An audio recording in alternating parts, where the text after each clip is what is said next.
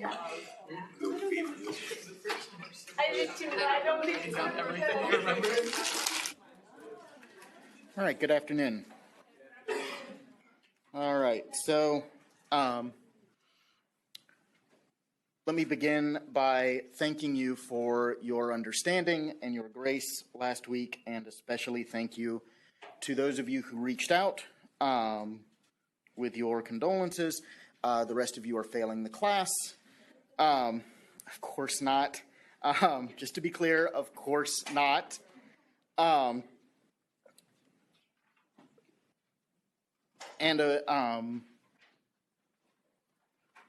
I've said to some of you already, the blessing and the curse of life is that it goes on. So let us go on. The first thing I want to address is some administrative stuff. So unlike Con Law, which lost both of its classes last week, you guys did meet once, even though I was not present. And because it was an extended class meeting to accommodate the length of the exam, we only have about 50 minutes that we need to make up to be on track for our contact time. I will say the law school is being a little bit stricter about this than I'm used to institutions being. That may just be because law schools generally are stricter. It may also be because we're in the middle of a site visit for our continuing accreditation. But either way, I'm not being given the option to sort of just like punt on these 50 minutes. So our options are we can do what we did with the MPRE and we can meet during the lunch break. We can do what we did for those of you who did not take the MPRE last week and we can meet on Saturday, or I can set up some sort of async module. If you had something to say this morning about this, no need to repeat what you said. I've already taken that in and will consider it.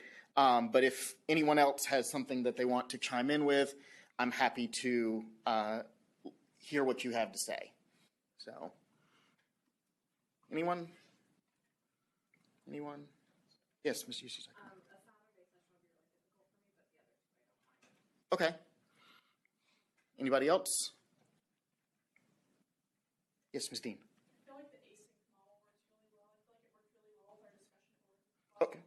Okay. Well, I will take that. Is there anything else? I don't want to like cut people off. Okay. Then I will take that.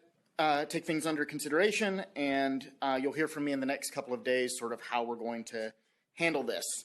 Now we're going to move on to our practice MPRE questions. Just out of curiosity. How many folks are taking the MPRE this week? All right, so best of luck. If you're scheduled to take it on Wednesday, we won't expect to see you. So, and hopefully, things will go great. And if they don't, the exam does not define you. And you can take it again. I took the MPRE twice. For the record, I passed both times. When I took my second bar exam, it had been long enough that my score had expired. Okay, so first practice question here, we have an attorney who doesn't turn anybody away, is sort of willing to go right up to the line under the conflicts of interest rules, and he's got one representation related to obtaining construction permits, and then another representation involving representing a tenant who is being evicted by the subsequent purchaser of the property. Okay? So should the previous work for the construction company disqualify him from representing the tenant? Here are your answer choices. Take it away.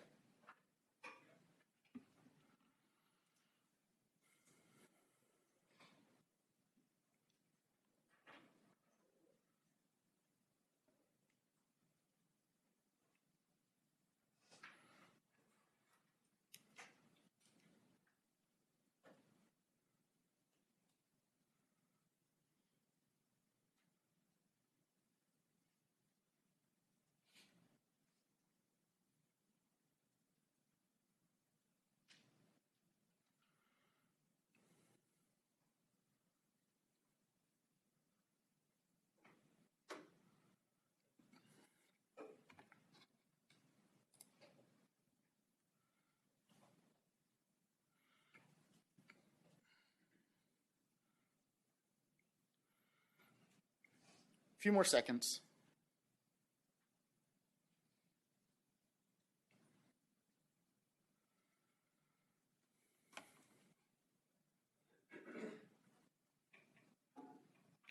Okay, so most of you say D.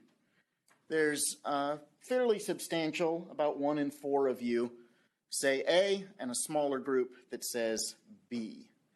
All right? And the correct answer is, in fact, D. So this is a Rule 1.9 conflict, a former client conflict. The standard for Rule 1.9 conflicts is that the representations have to be substantially related. And the way that we define substantially related, if you look at the comment to the rule, it has to involve the same transaction or legal dispute, which this does not. And there is a confidentiality component to the Rule 1.9 conflict, but any confidences that Stevenson learned in the course of the construction company representation is not going to have anything to do with what he's doing in the eviction. It is not, it is not impossible that we could write a fact pattern where there would be a confidentiality issue here. So there may be additional facts that you learn that would give rise to a conflict. But under the facts of the question as written, not present, okay? So for those of you who said A, that's misunderstanding the substantial relation standard, okay? And then for those of you who said B, reasonably enough, since we have not talked about Rule 1.9 in this class yet, you applied the Rule 1.7 standard to this Rule 1.9 conflict, okay? So with that,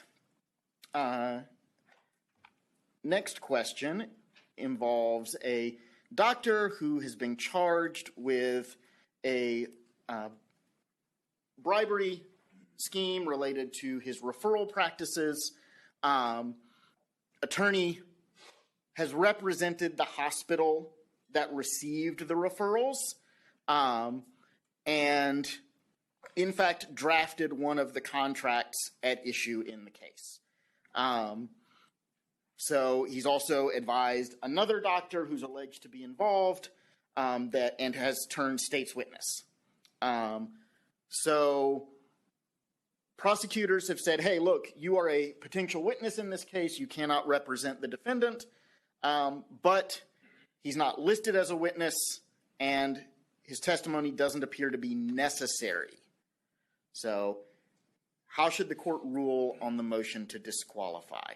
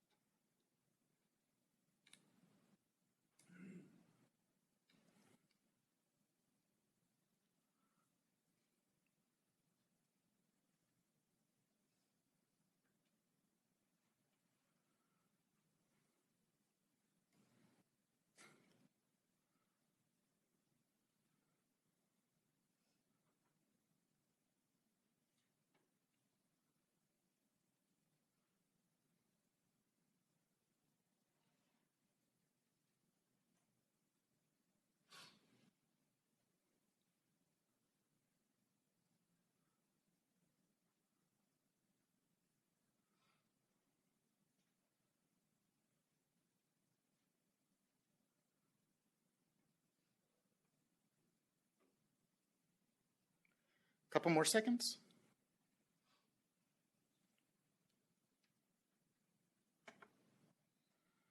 Okay, so plurality of you say that B is the correct answer. A fairly substantial group says that the co-defendant is a former client and therefore the attorney should be disqualified. And a smaller group says grant it because he's going to be a witness. So, and the answer is B. So this is a question that involves interacting two rules. There's the Rule 1.9 And then there's the Rule 3.7 regarding lawyers as witnesses. And answer choice B is the answer that applies both of those rules standards. So for those of you who said A, there's facts not present in the answer. So the question never says that the hospital is a co-defendant.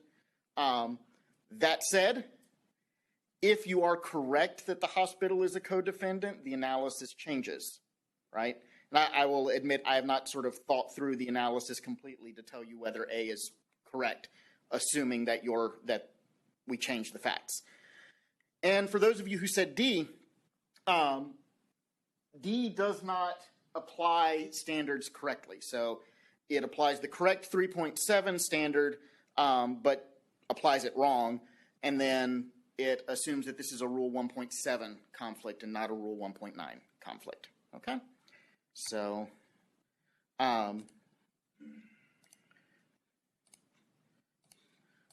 last one. No portion of this broadcast may be replayed without the express written consent of Major League Baseball. So Major League Baseball sues a sports bar for showing a game without a license. Their representation, the representation of the firm begins prior to the suit, and we've got a tentative settlement agreement, but it blows up. They litigate. Now represents the sports bar. Major League Baseball has filed a motion to disqualify them, and the company's otherwise unrepresented during these pretrial negotiations, and their managers asked the lawyers for advice. So should they be disqualified?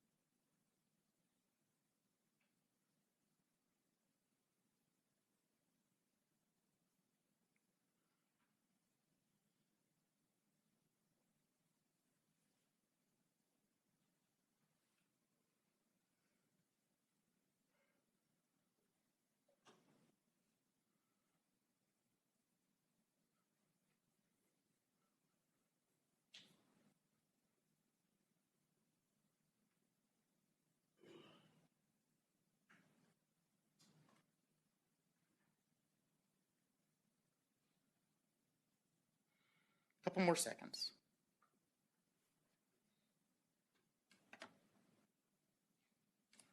All right. So the vast majority of you say A, yes, they should be disqualified because they obtained confidential information. One of you says that because they're brothers, they should be disqualified. And smaller group says that they're serving as a third-party neutral. So, there's no attorney-client relationship here at all. So there's nothing to disqualify them from. So most of you are correct. So you've recognized that this is the same transaction or legal dispute, and so Rule 1.9 applies, and these are the same matter, right? This isn't just substantially related, and so we presume that confidences were communicated. Now, there is a problem with A that you may have identified, which is that it is not entirely clear that the media company is a former client of the law firm at all. However, this is another one of those situations where you are choosing the best answer, right? So sometimes there's more than one correct answer, and you have to choose the best one. And sometimes there's no answer that's perfect, and you have to choose the best one. This is one of the latter. So for those of you who said, for the person who said C, I'm going to assume that's a fumble finger. And for those of you who said D, what I would point out is that there's actually a separate rule governing conflicts for former mediators. And when that rule applies, in fact, the law firm would be conflicted out of representing either party. And so the fact that, the D says that they were a third party neutral, that's sort of the key flag that this winds up, that D is talking about the former mediators rule. Okay? All right, questions? All right. So now we're actually going to start talking about conflicts. All right. So, Ms. Matthews, we have a problem with how we talk about conflicts in that this is a particularly sort of clear example of selection effects. And so I would like us to begin by explaining for everyone what selection effects are.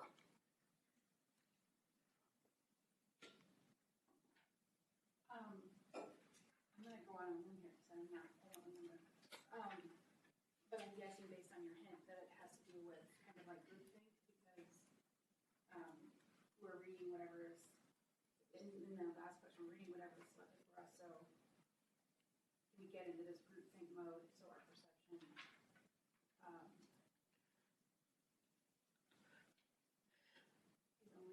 essentially what our professors are giving us, but at the same time it doesn't have to be. I don't hate that answer, but I want to unpack the groupthink piece of it a little bit more.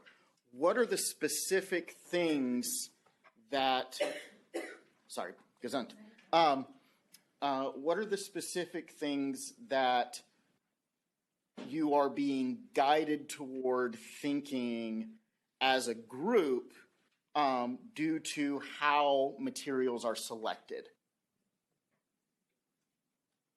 And because I'm not asking about a specific class, you should take this as I'm thinking very broadly. Okay.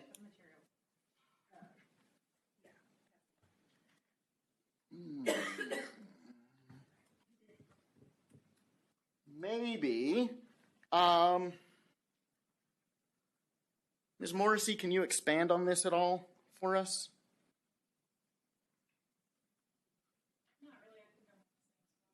Okay. Mr. Ruiz, any help? He's not here. Oh. I knew where he was, but I thought you were him. I'm sorry. Mr. Hoy? I mean, maybe just the nature of the cases we get. I know they're all not all.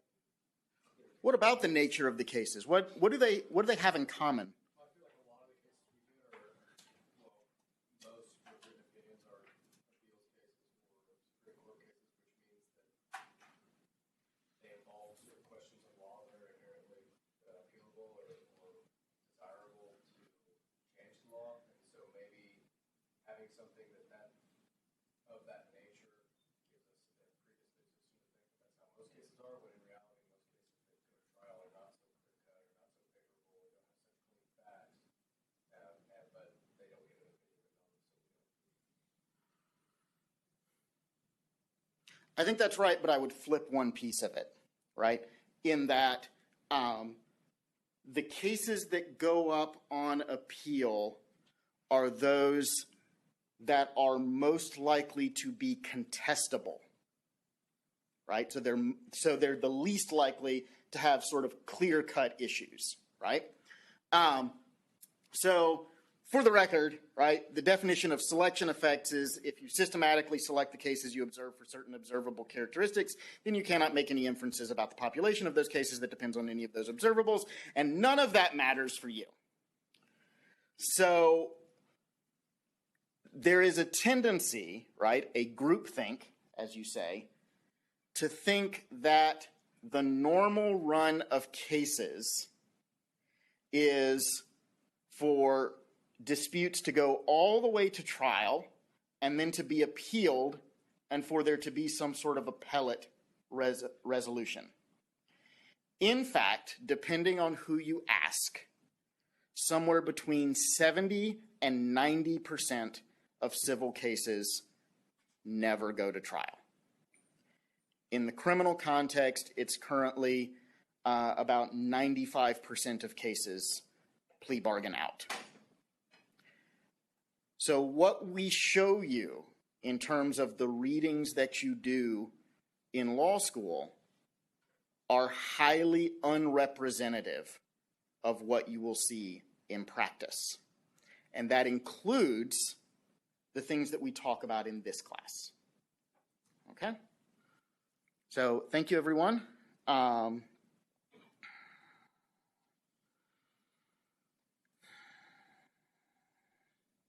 Ms. Baker, so if you were designing this class, right, how would you structure our classes on conflicts to avoid the kinds of things we've just been talking about to the extent that we can?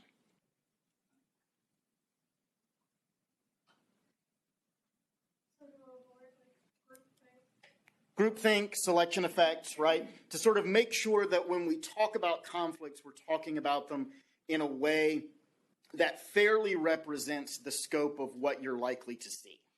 Get information from a bunch of actual law firms around the area, or go straight to the source and see how they handle conflicts. How often do they get conflicts of interest? Mm-hmm.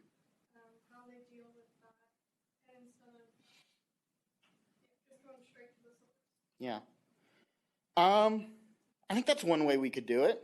Mr.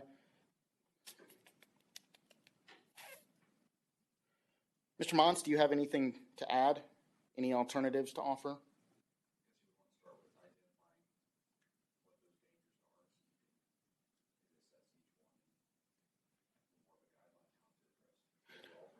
So how would we identify the dangers? I don't think you're wrong, but how would you go about doing that? I may or may not be stealing your ideas over the next couple of days.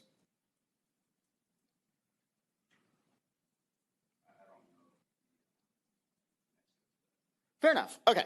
So I think Ms. Baker's on to something with thinking about this through a lens of like real world approaches. And so I think that there's a couple of ways that we can approach how we talk about conflicts. One is we can sort of do the traditional law school, right? We're going to talk about cases. We're going to look at how judges have decided disqualification disputes and discipline involving conflicts, right? Or we can talk a little bit more by looking at this on the client side, right?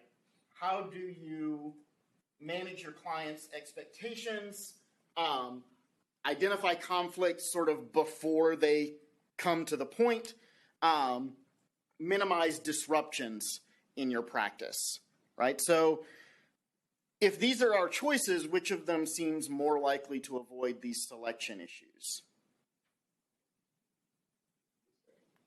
I'm sorry? Maybe, right? I will tell you to some extent the answer is neither. So this picture is what's called the dispute resolution pyramid. I usually conceive of it as a funnel, but I couldn't find that image. And basically the idea is that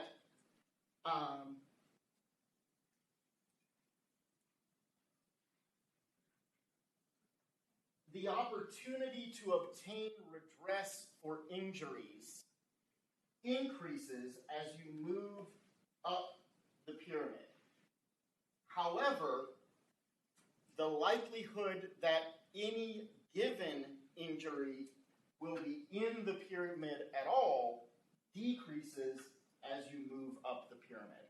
So maybe now it makes sense why I think of it as a funnel, right? So We've all had some sort of injury that maybe we didn't even notice.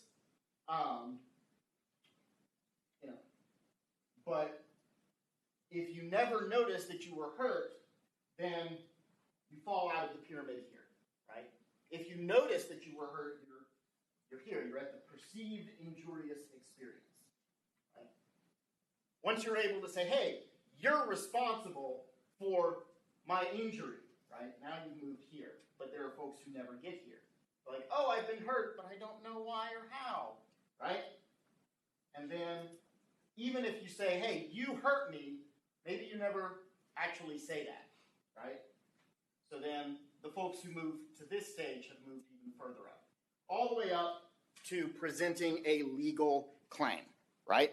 And the problem that we run into is that this pyramid exists for every type of legal dispute.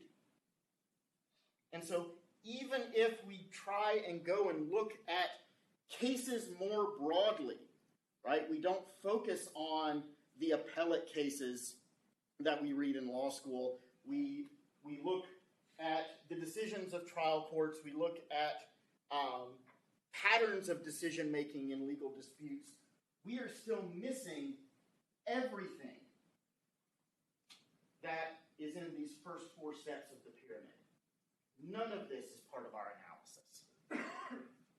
Which means that for us to understand how people experience injury, that we have to find ways to reach further down the pyramid. So, thank you, Mr. Montz. Thank you, Ms. Baker. Mr. Inglis, in light of this pyramid, right, what are some reasons that conflict issues in particular would fall off the pyramid, right? Would, again, thinking about this as a funnel, would fall outside the catchment.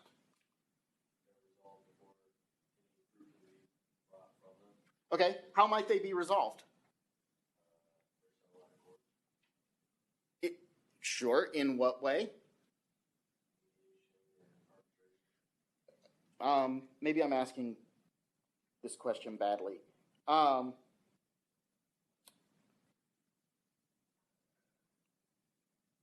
What can happen with a potential conflict of interest so that it never becomes a dispute?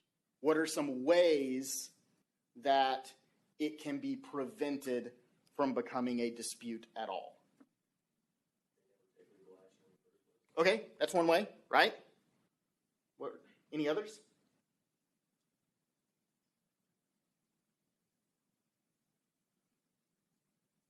Okay, we'll let you off the hook. Thank you for your help. Mr. Guest, any others?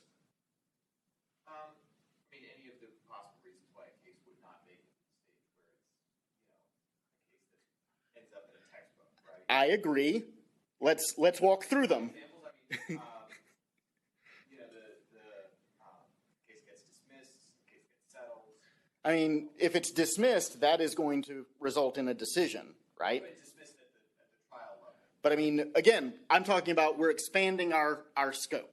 So we are looking at all of the possible legal disputes. I'm asking, why does it never become a legal dispute to begin with?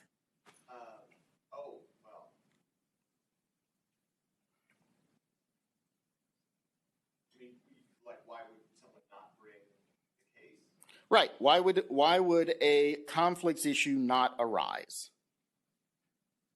Oh, because the lawyers did their jobs and avoided conflict. That is absolutely one of the ways, right? Can you think of anything else? It's okay if you can't. I guess I don't want to be redundant, but there's 1,001 reasons why a case would not be brought. Mm-hmm. That might apply that are not particularly unique to, this issue. People want money or people decide not to bring a case or, whatever, right? Sure. Ms. Dean, is there anything that might be unique to the conflicts analysis? So I'm thinking so there's a commentary in the textbook that talks about it's premised on lawyers informing their clients of conflict. So I'd say if you waive conflicts, you're not going to have an issue. Right. So we have Mr. Inglis's answer of they don't pursue the conflicts issue. We have Mr. Guest's example of the lawyer declines the representation. We have Ms. Dean's answer of there's consent to the conflict. Okay? So there's one other answer. I'm not going to play hide the ball with you guys anymore. So the last answer is that maybe the lawyer doesn't realize that the conflict exists, but someone brings it to their attention and they go, whoops, and then they withdraw, right? And they don't sort of fight the issue. But other than that, you guys did great, right? You hit all of these other three. All right, so thank you, Mr. Inglis. Thank you, Mr. Guest. Thank you, Ms. Dean. Mr. Hill, you represent Widget Incorporated in a lawsuit against Thingamajig LLC.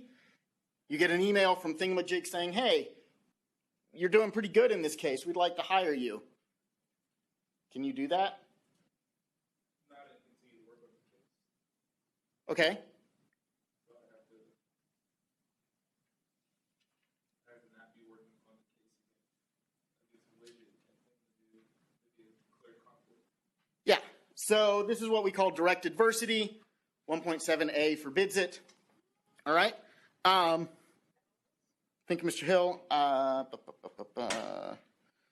Ms. Coolidge, so I want to change it up a little bit. Widget versus Thingamajig, still ongoing. You get approached by this young woman, Elise, who claims that she was fired from Widget on account of her race. Can you represent her in her Title VII claim?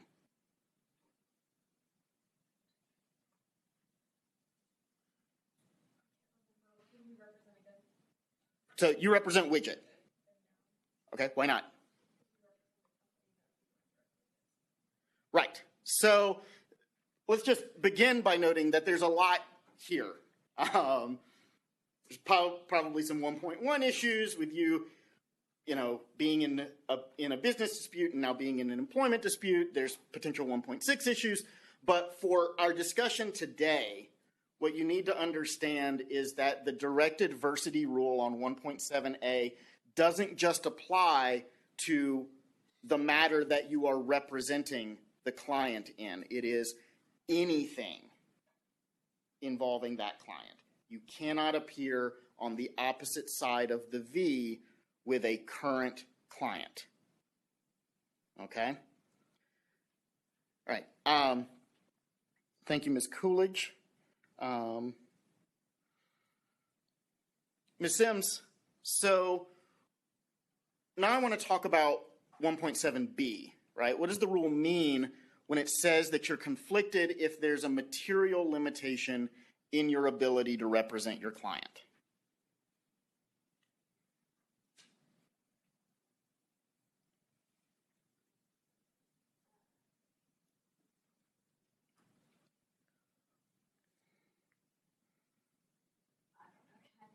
Absolutely.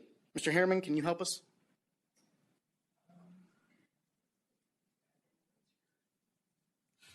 Take a minute, gather your thoughts. You have some other interests that, in pursuit of that interest also, that would affect how you represent the client.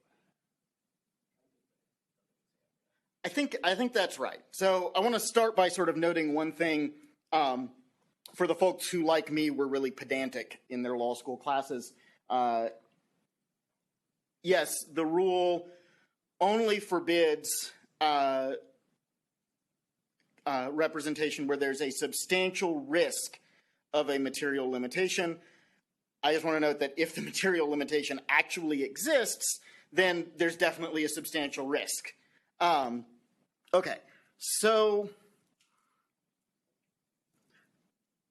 Mr. Hammond, I think you're right. I think I phrase it a little differently.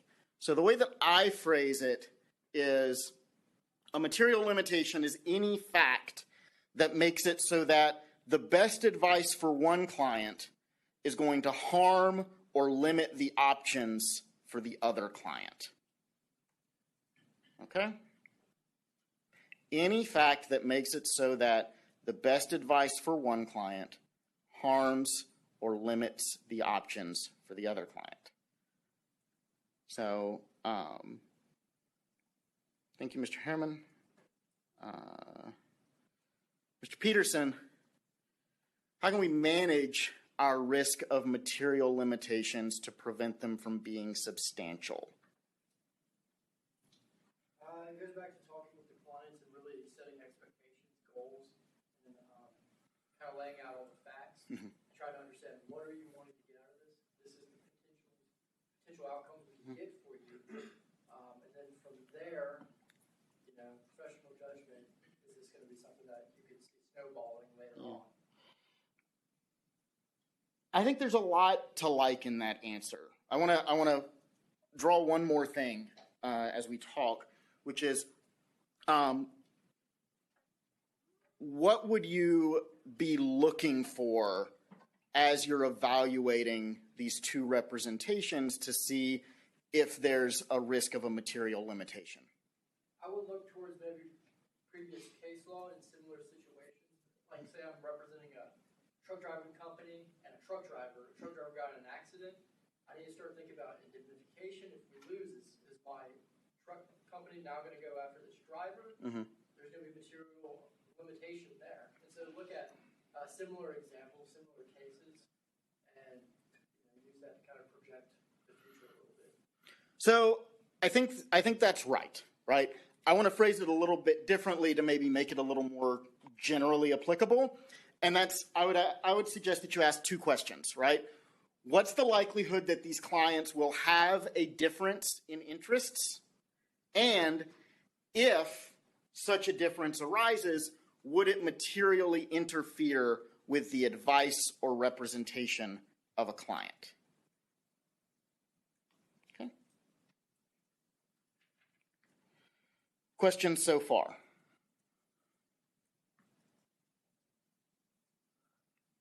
All right. Ms. Bueller, you represent the Hidden Acres Nursing Home. They're having an ongoing dispute with the state nursing home regulator over their staffing levels. Can Shady Rest Nursing Home hire you to do the same thing for them? Yes, assuming that Shady Rest Nursing Home isn't a part of the lawsuit in general. It's just a different type of suit that's being brought on the same thing. Yeah, so I'm gonna take a hair's breadth step back from that answer. So there is a very slight, small possibility that these two clients could affect one another depending on the outcome of your representation. But I agree with you that in 99% of cases, this concern not going to be salient enough to justify raising a conflicts issue. And so part of that is because if they're similarly situated, right, they sort of should expect to have similar outcomes regardless of what your representation looks like. And if they're not similarly situated, then the outcome of one isn't going to affect the other. Okay? So, other questions? Questions about this? Okay. All right. Thank you, Ms. Bueller.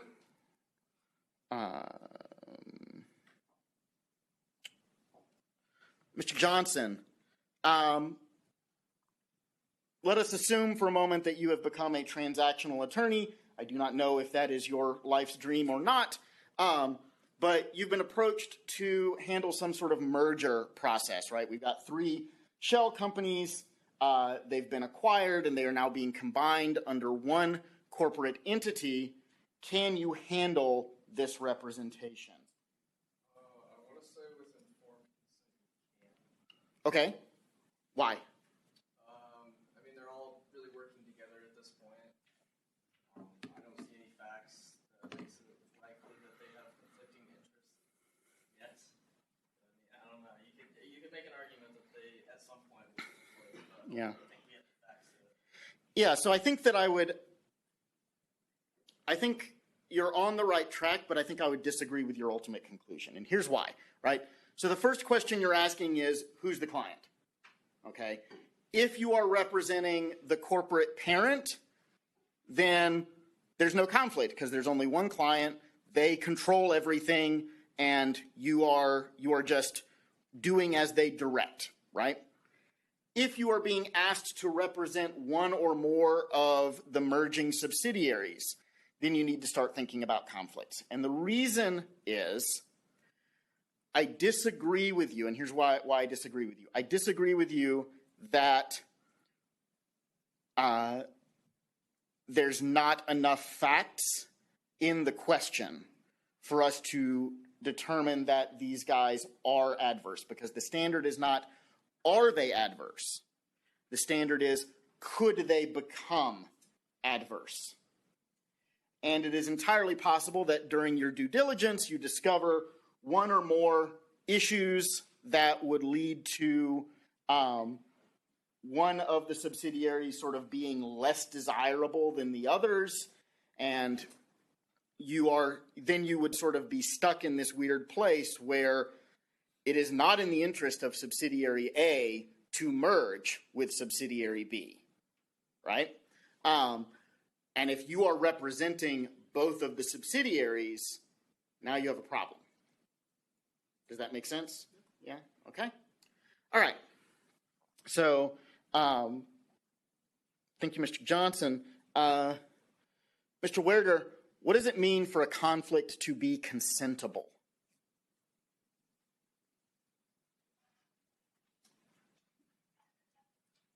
I think it's not otherwise prohibited by the rules in some way. Say a little bit more for me, Like, please. If there's, I mean, I think like the last example could come into play. If you say there may be some overlap between two businesses they worked before and they're doing a transaction for, there may be some overlap, but it's not too directly adverse to where they can't consent to you representing. Okay. So, I think that's right. I want to expand on one thing a little bit, and a couple of you have said this before. I do not talk about conflicts as being waivable. And I can't swear to this for sure, but I don't think the book does either. The book talks about conflicts being consentable. And the reason that we use that term is that a conflict being consentable does not eliminate the conflict of interest. It just means that even though you're conflicted, you can still continue the representation with the client's consent to the conflict. Okay? So, waiver doctrines are doctrines that wipe out defenses or claims, right? And so to describe the conflict as waivable means that consent eliminates the conflict. That's not the case. The conflict continues to exist. And I frequently talk about how I hate the notion of magic words in law, and so I'm not super on board with making sure you're using the right terms. This is one case where that is not true, right? It is important to think of these as consentable rather than as waivable. All right? Questions? Okay. Mr. Dale, which conflicts are non-consentable?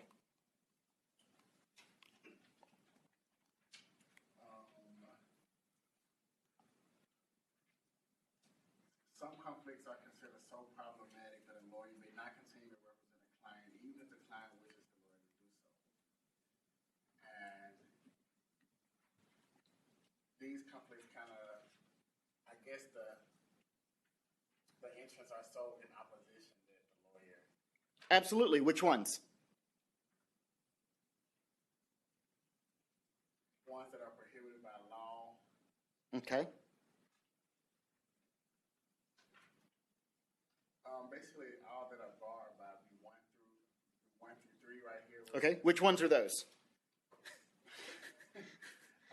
The lawyer reasonably believes that the lawyer will be able to provide competent Mhm. The representation is not prohibited by law, and the representation does not involve the assertion of a claim by one client against another client represented by the lawyer in the same litigation or other proceeding before a jury. Right. Absolutely right. Okay. So part of the point here is that almost all conflicts are in fact consentable. Okay. And the rule presents them, I think, in an order that doesn't make any sense. I would encourage you, when thinking about 1.7b issues, to think about them in this order, because this is the order of increasing difficulty. So it's going to be very obvious if you are representing opposing parties in the same legal matter. Okay? Like that's going to stand out. Whether the representation is forbidden by some sort of statute or case law, that's going to be more difficult. You're going to have to do some research. There's some that are fairly obvious, right? Lawyers for the federal government are not allowed to represent clients suing the United States. But there are others that maybe are more subtle that would require you to poke around. And then this last one is going to be the space where you're going to have to exercise professional judgment. Okay? So, thank you, Mr. Dale. All right, so I want to go back to our discussion of Ms. Davenport and Widget Incorporated. So your representation of Widget has ended. They have not retained you as counsel. Can you represent Elise if Widget consents? Mr. Henninger.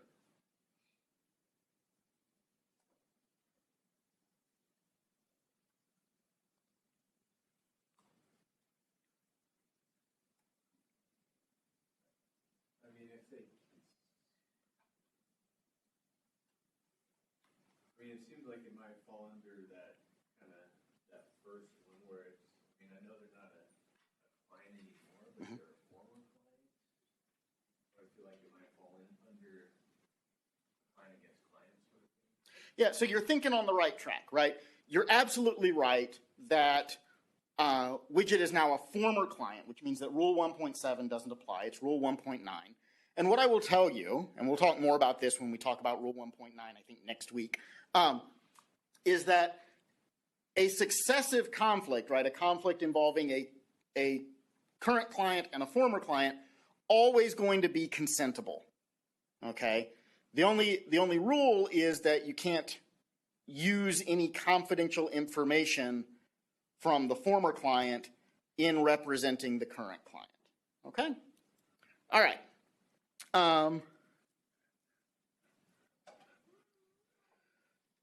Mr. Hall,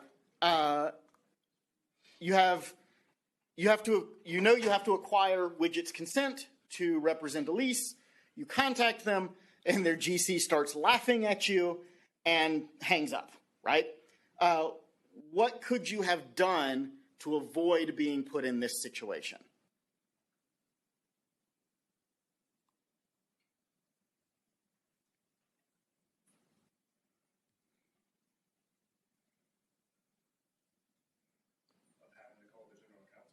No, of no longer being able to represent Elise.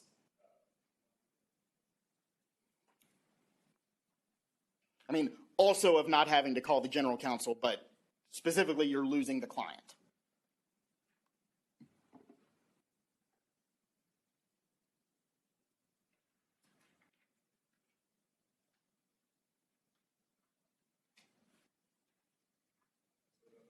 Okay. Ms. Hardy, can you help us? What could we do here to avoid losing the client? Or what could we have done, right? Maybe it's something that we could have done in the past.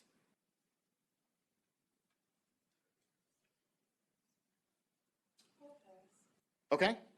Mr. Braun, can you help us?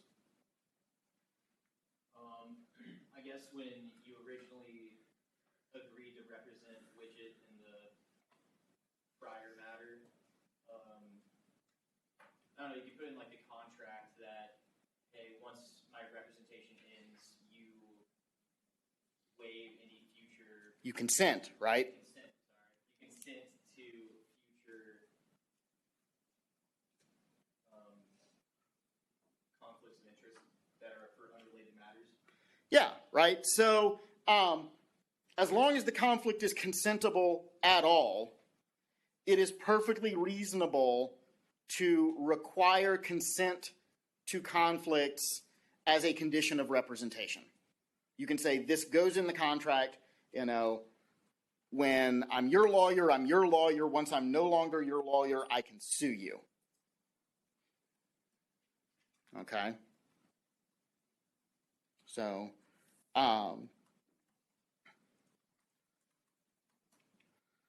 thank you, Mr. Braun.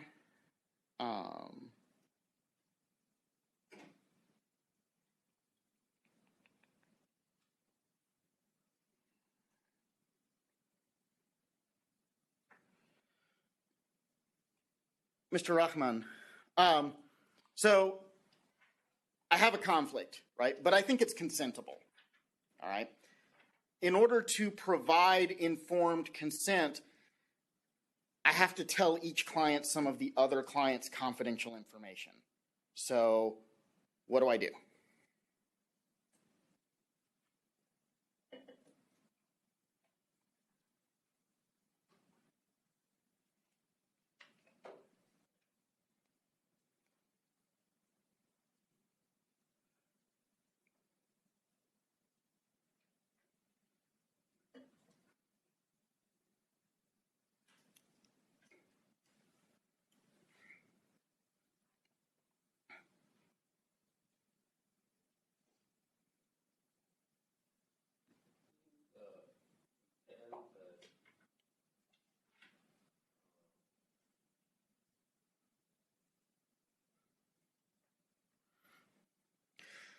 Let me ask the question maybe a little bit differently that might help. Is there a process I would need to follow to be able to continue both of these representations? And if so, what is it?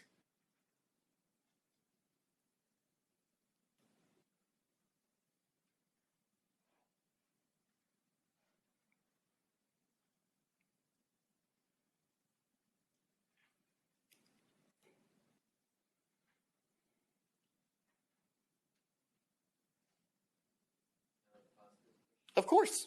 Of course. Okay. Mr. Salter, can you help us?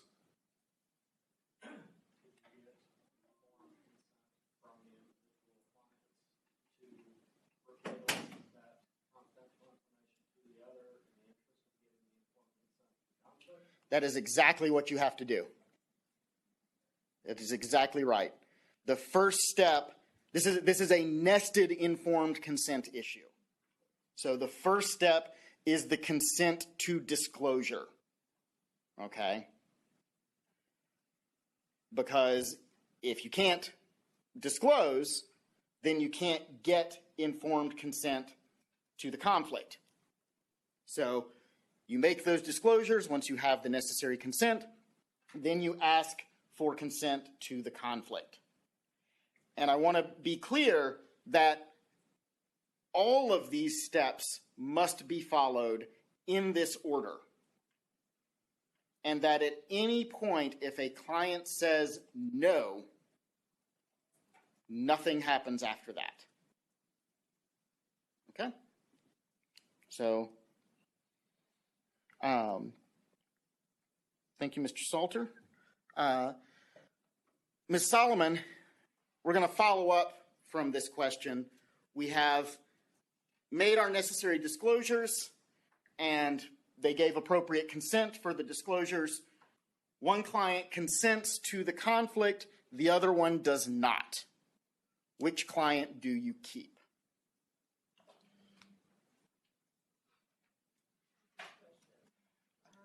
I'm sorry. I said that's a great question. I'm gonna pass. Fair enough. All right.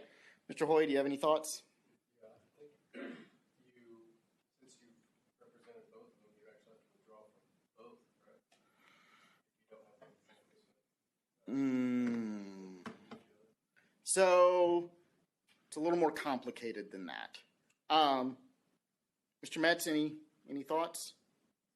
Of which client to keep? Yep.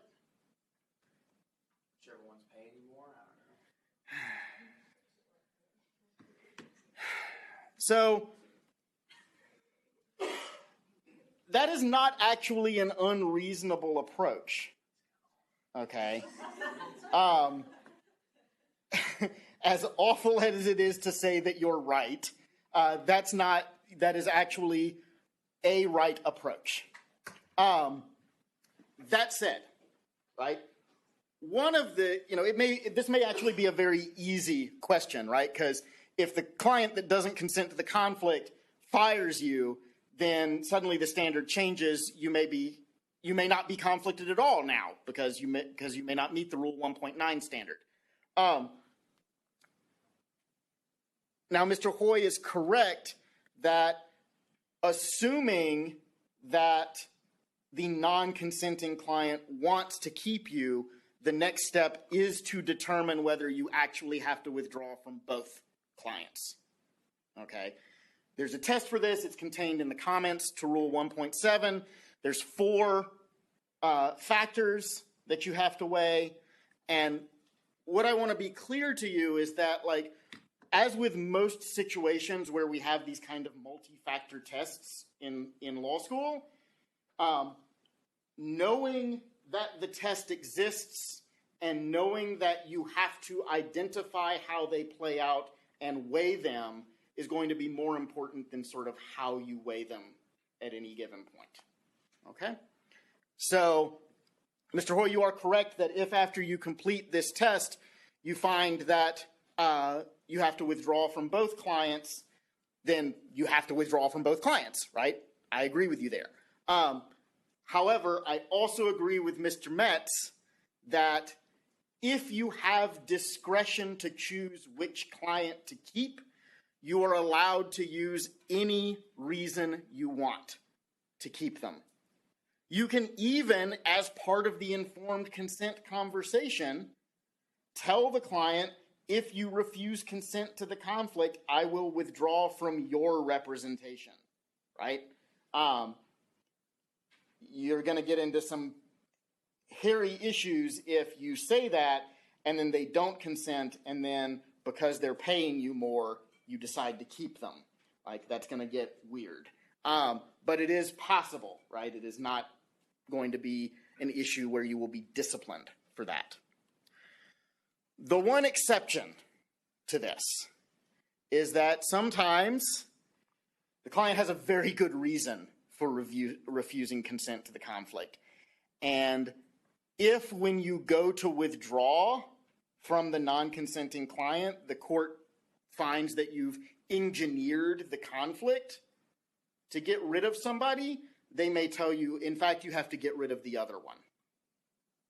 Okay? So that is not unheard of, although I do think it is rare. Okay. Questions so far? No? Okay. Ms. Akins, I do not want to divorce my wife, but let's suppose that I did. Can I go around to every law office in, Lawrence, and talk to all the divorce lawyers so that they're all conflicted and can't represent her? No. Why not? I read it somewhere, but Fair enough. but if there's divorce lawyers in your town, and one of the clients is going around trying to exclude all of them from representing the other, then at some point, one of those firms is going to be permitted to represent the other person. So what I will tell you is that actually this used to be the case, and it used to be a really scummy thing that spouses would do to sort of make the divorce hard on their spouse. And there are still firms that play by this rule, that if we talk to the husband, we cannot represent the wife, or vice versa. But it is not required under the rules of professional conduct, right? The rule that governs these kinds of conversations is now Rule 1.18, and Comment 2 to that rule specifically says that if you consult with a lawyer for the purpose of disqualifying them, you are not a potential client and you are owed no duties. Okay? So, thank you, Ms. Akins. Ms. Jackson, so we're not going to talk about problem 6.1 for a few minutes. Is there a conflict between Jill and Rima? Take your time, look it over, figure out what you think.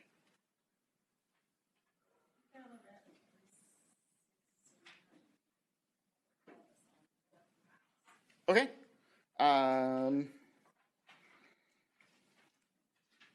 Ms. Carr? Okay. Mr. Vasquez? All right.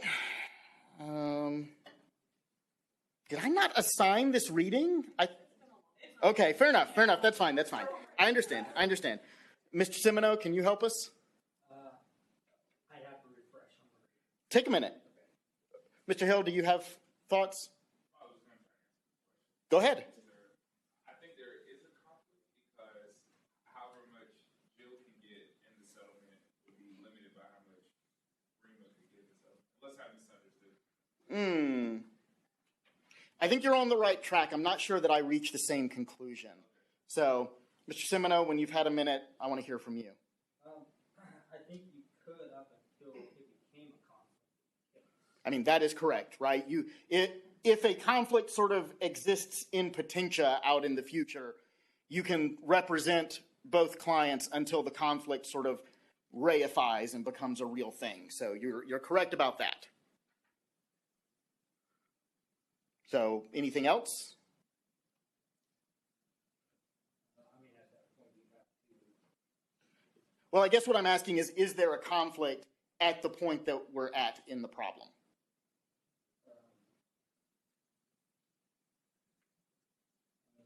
Not if they're co-defendants or co-plaintiffs. Ms. Smalley, do you have any thoughts on this? I don't think so right now.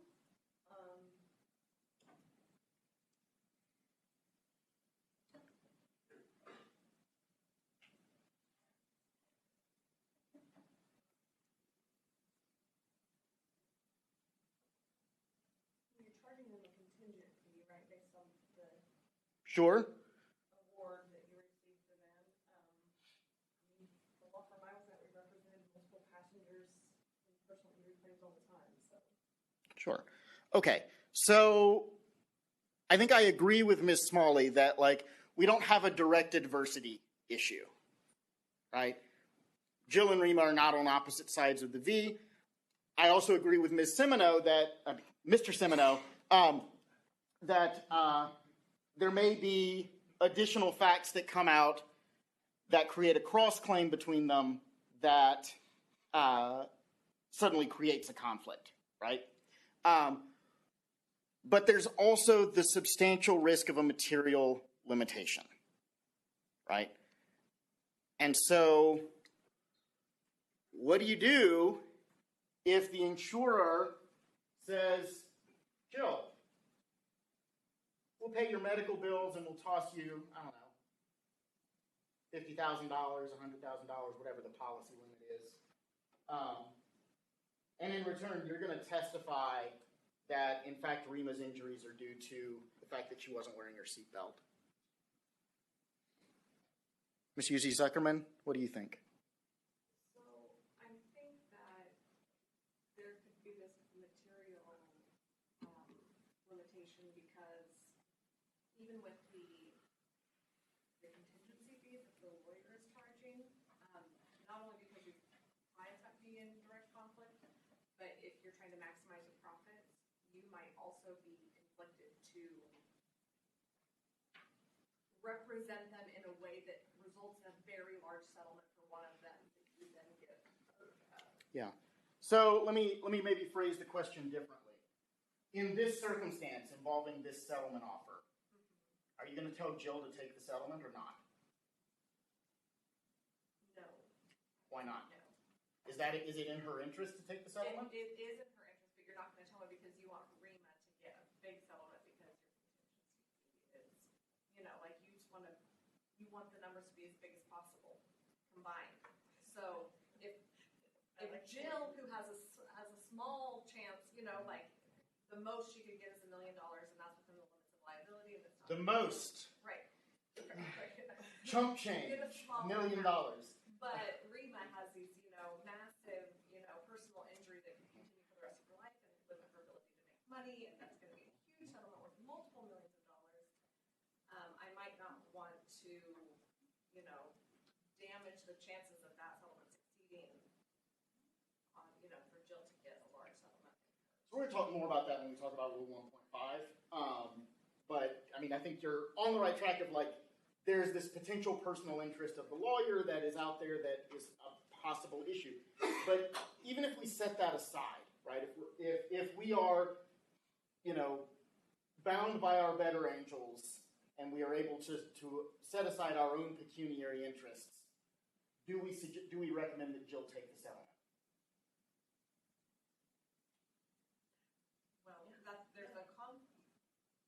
This is the point, right? This is the point, exactly, right? Is that If they're just advising Jill, yes. If you have to also consider REMA, then. exactly, right? Our ability to advise Jill on whether it's in her interest to take this settlement is going to be limited by the advice that we would give to REMA. Okay? Other questions? Mr. Balthazar, let us assume, for the sake of argument, that the conflict that we've just been talking about does in fact exist. Is it consentable? Okay.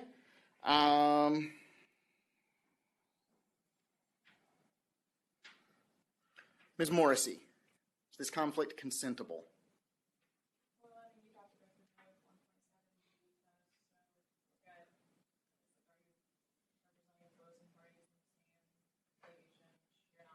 Okay, right. So 1.7b1, not present. As far as I know, that representation isn't forbidden by a statute. 1.7b2, good. Okay. And then the last one would depend more on your beliefs because it's whether there's representation where you either do or you don't believe, have a reasonable belief that you can provide diligent and competent representation. So absolutely right. Okay, absolutely right. And to get to sort of the last bit, right, I agree with you that sort of how you come down on this question is going to sort of depend on how you're reading the facts and how you're sort of evaluating your own abilities. And so when you are addressing these issues again, right, there is a test in comment 21, and as you walk through that test, that's going to be the most important thing. Okay? All right. Thank you, Ms. Morrissey. Mr. Ruiz, so let us assume that Mr. Ruiz is not here. Thank you. Mr. Now I'm lost.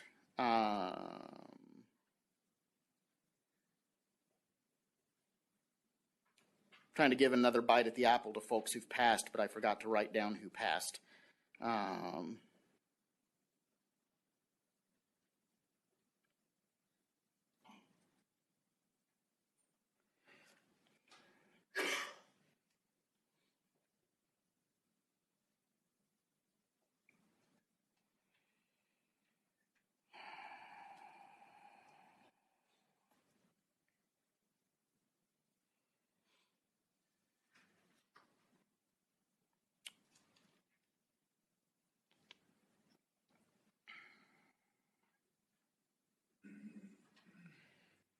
Part of the problem is a lot of you came on board and answered. So now I'm like, who passed? So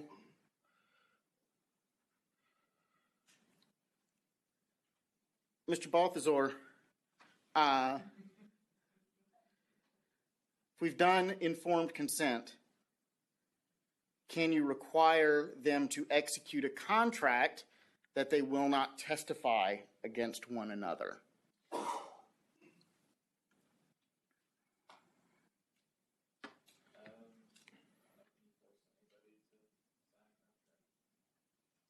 So, I mean, you can require as a condition of the representation that they sign the contract. My question is that something you're allowed to do under the rules of professional conduct?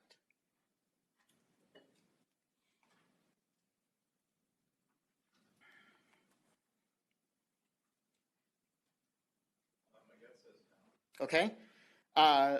Since you are listening to your gut, I'm going to assume you don't have an explanation for why the answer is no. You're right, but do you have an explanation? Do you want to think about it for a second? Fair enough. All right. Ms. Carr, having heard that he's correct, that the answer to this question is no, do you have any thoughts on why it might be no?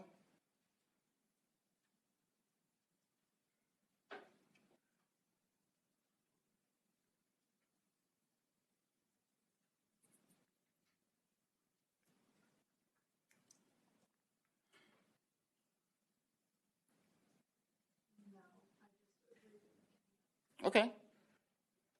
Ms. Hardy, do you have any thoughts? No, I don't. Okay.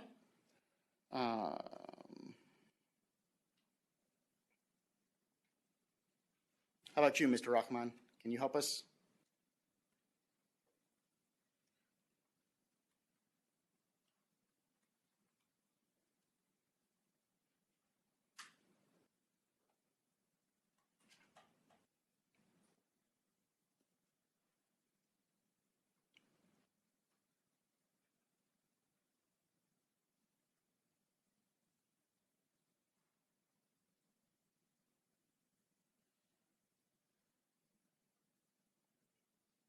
I'm sorry?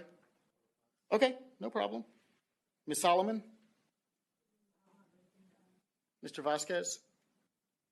Yeah, I think the reason that it would not be allowed is because if you're requiring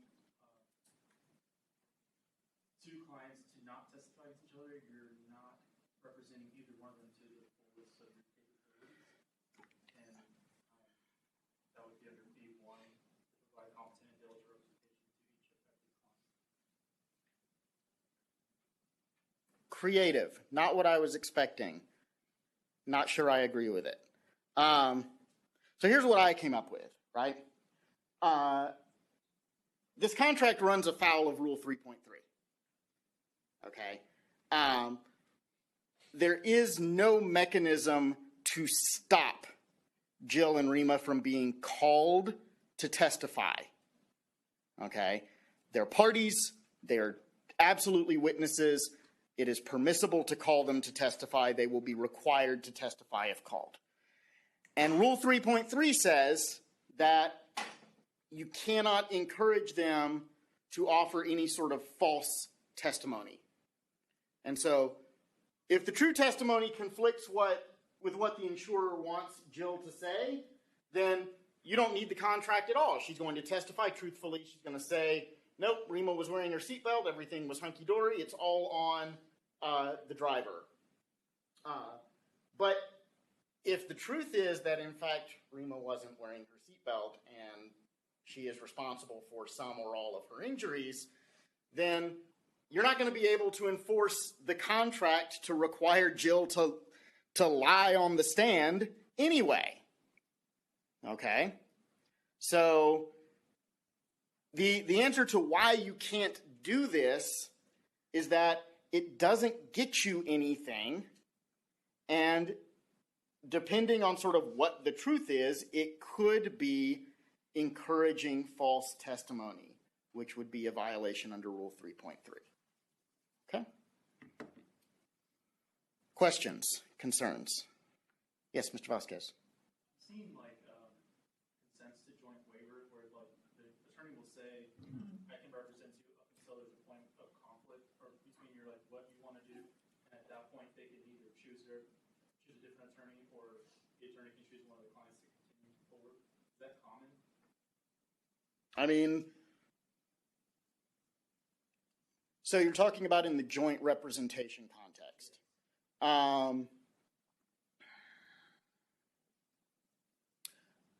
I would say that if it is not common, it should be, right? So this is one of those situations where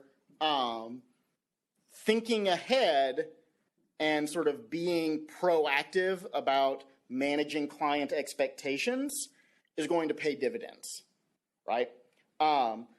If you find yourself with a sort of late arising conflict, then if you've already put the clients on notice that this is how we're going to handle this if and when it arises, then you can say, look, we talked about this, you agreed to this, this is the process we're going to go through, and you're able to move forward like that. You know, if you don't do those kinds of proactive steps in the contract signing stage, then you're going to be in a situation where you're trying to like educate the client about sort of what the bind that you're in at the same time that you're trying to get them to agree to what you want them to agree to. Okay? So, other questions? So everybody's ready to address a 1.7 question on the final.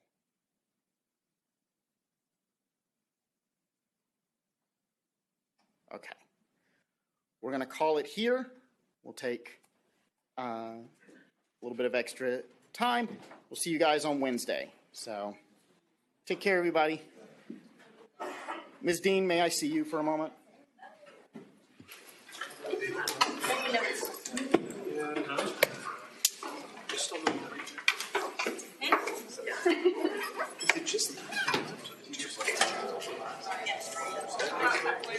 The exam is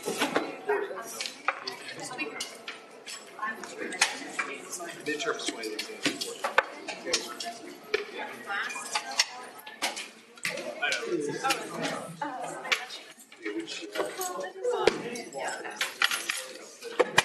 You know what? But like, okay. My card started to Exam period.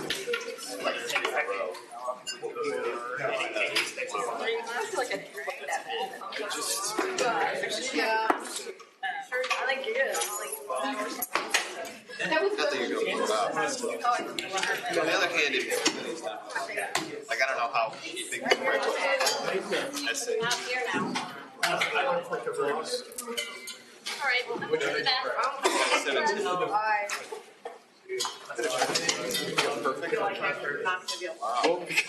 I got like a B minus.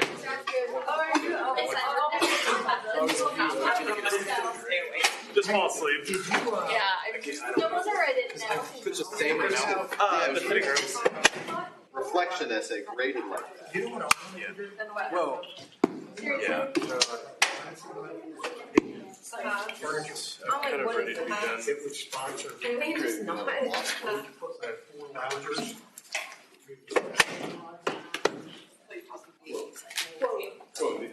Mondays. Did you get your presentation? Did you email your presentation for you? Or did you just do it? I did it. I emailed it, but I like 2 minutes before because I sent it to people. Well, I figured I was going to. Instead of needing giant bean bags. Yeah, the city is far away now. Yeah, we need something. It's true. We need something. Yeah. We do. Yep. We need a third floor. Yeah, just right. So you may recognize a few of the pictures in my presentation. Oh, from I the recycled it from my. Very good. Very good. No, pocket change. It was due January, the end of January.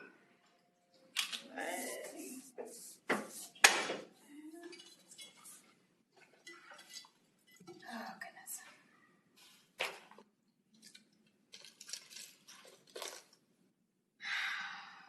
Feel ya.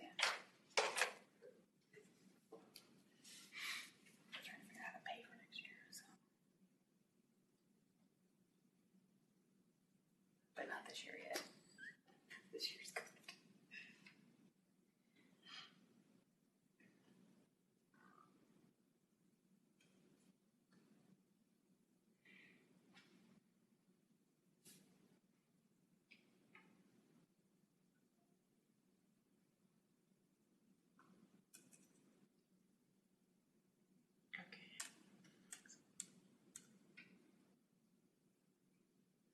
getting weird stuff.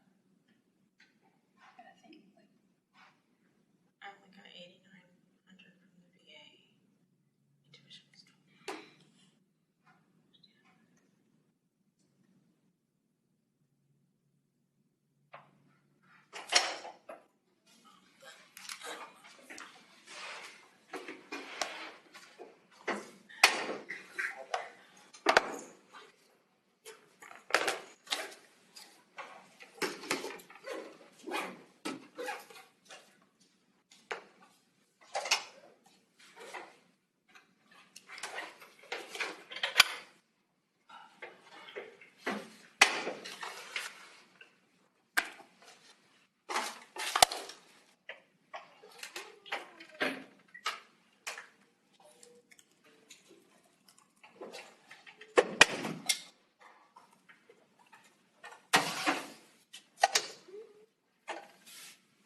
Tom, do you know for race in the law how long our draft is supposed to be Thursday?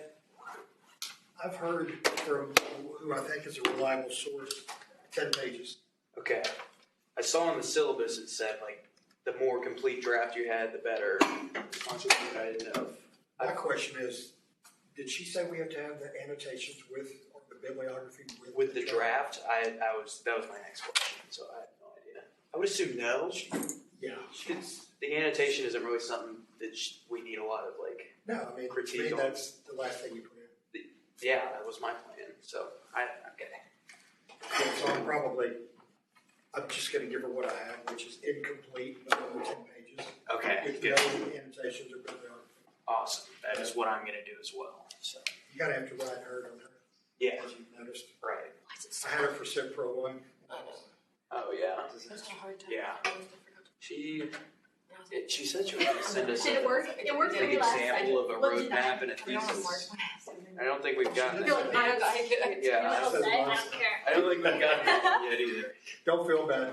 I'm in a text chain with like 5-6 people in that class. Yeah. They're like, what's this? What's that? Yeah. Like Rasha, for instance, she texted me this morning. She goes, hey, could you send me any information you've got on annotations? But I've got Yeah, And I replied, Google annotations. that's what I did. That's some of them now. I'm like, I don't know. I've never done that. yeah. I submitted the like annotated bibliography, but I didn't know like what No, just What was it your should be, so I just did it like off of Google, like what I saw off of there, you know. When did we have to submit that? I mean, it said it in the syllabus, but she never mentioned it. That's something. You're crazy. I'm sure it's fine. I wasn't trying to. I got the email. Yeah. As you see from like the 2 paragraphs where And I figured out one what says it double said. space 20 pages, the other Yeah. says I'm serious. Single It's single very space weird. 20 Yeah. pages. Oh man, And Yeah. it's like a picture of a I'm not too worried about it as long Yeah. as I submit something for a draft, it'll be fine. You probably won't. I think Zeke's up. This is really about the only class. Yeah. It's like a I one already hour read class. them for one. Yes. I've read. If you're on the hook, she's gonna squeeze you till you're dry. Yeah. You better know the facts of the Yeah. case. It's kind of nice to have a little return to form at some point. Yeah. No? I don't know. I just know I don't understand. What were you saying? For the security. You said you're probably up to get called on? I don't think so.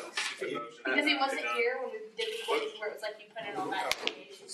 Yeah, I wasn't on that Zoom, so Maybe I'll just let Did her you know. watch the videos today? don't do that. No, sir. But she was doing it by birthdays. Yeah. He's And in Italy. my birthday was the first day of class. What's wrong with So I figured I would have been assignment? hold on if she did that, you know? True.